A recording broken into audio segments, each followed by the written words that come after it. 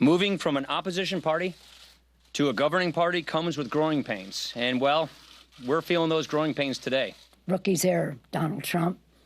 You may be a great negotiator. Rookie's error for bringing this up on a day when clearly you're not ready. Speaker Paul Ryan taking his licks, and House Democratic leader Nancy Pelosi taking a bow over the defeat of the GOP's plan to repeal and replace Obamacare. And it's time now for our Sunday group. Bill Kristol from the Weekly Standard. And Bill, welcome back. Thank you, Chris. Good to be here. We've missed you. Charles Lane of the Washington Post, Susan Page, Washington Bureau Chief of USA Today, and former Speaker of the House, Newt Gingrich. Speaker, let me start with you. What went wrong? What should President Trump and his team do differently next time? And what about Speaker Paul Ryan? Well, look, Ryan's a brilliant policy guy. This is his first really big effort to put together a legislative package. I hope that this will be a moment in the Trump presidency when they realize that they can't win an inside game. Trump's great strength is in the country, as Reagan's great strength was in the country.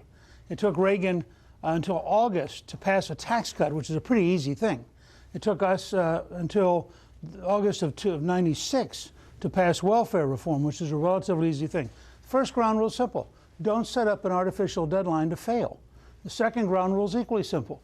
Start with the country understanding what you're doing, and then try to do it in Washington. But they're here with the fake score from CBO and the absurdity of the Senate reconciliation bills, trying to explain a process that is hopelessly complicated to the average American, and then saying in the age of Donald Trump, trust us, we're going to fix it all in the second and third phases. It was just profoundly misdesigned. And is there one person you blame for it? No, I think the congressional leadership still wants to behave as though they're in a pre-Trump world, and I think Trump, frankly, trusted them. And up until about 5 days out, they kept telling him they had the votes.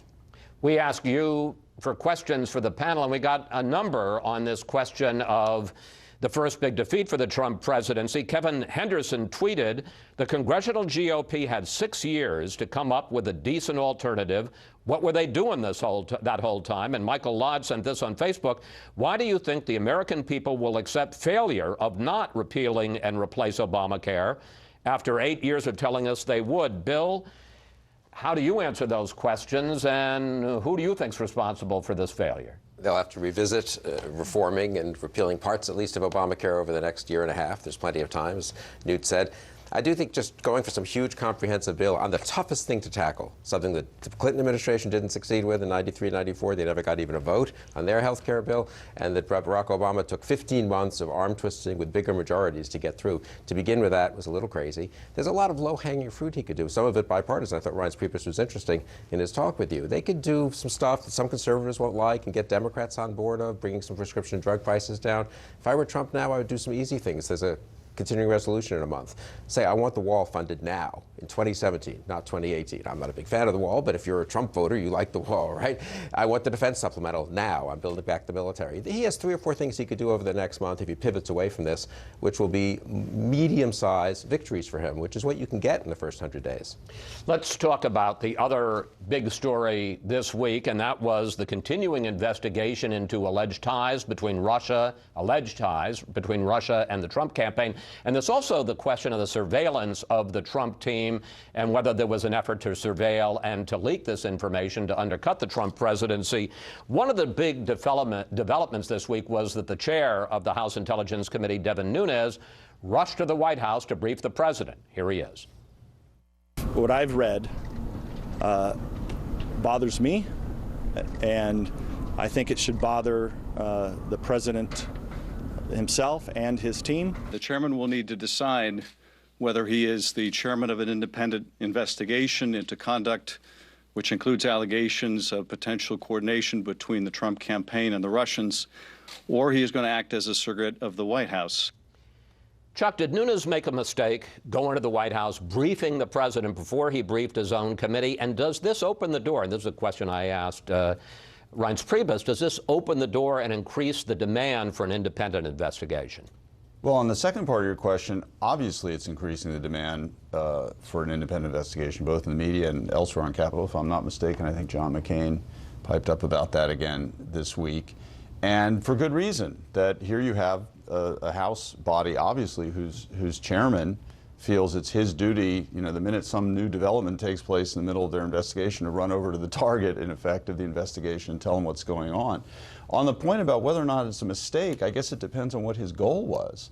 If his goal was to remain in good graces with the Trump administration, it was probably a very successful venture on his part, but it doesn't seem, to me at least, consistent with sort of separation of powers 101. And politically, I think it obviously has backfired on him. Susan. Well, you do have Democrats calling for an independent commission or a special counsel, but you don't really see anybody in the Republican leadership going that way. And it seems to me you need some explosive new disclosure to really propel an independent investigation beyond. I mean, now I think Democrats will focus more on the Senate Intelligence Committee that has not had the kind of partisan breach that we saw this week on the House Intelligence Committee. And of course, the FBI investigation is going to continue no matter what. So this is going to be an issue that we know from Monday's testimony, just on Monday, it seems like so long ago, just on Monday from the FBI director, that this is going to be what the chairman called a big gray cloud over the Trump administration for at least months. Mr. Speaker, I want to give you a thought experiment. Assume that Adam Schiff, the ranking Democrat, was the chairman of the committee, and he raced to the White House to tell President Obama about some information he had gotten on Benghazi, let's say, before he told his committee. Wouldn't you have been among the first people to cry foul on that? We would have been deeply shocked, horrified, and called for an independent commission.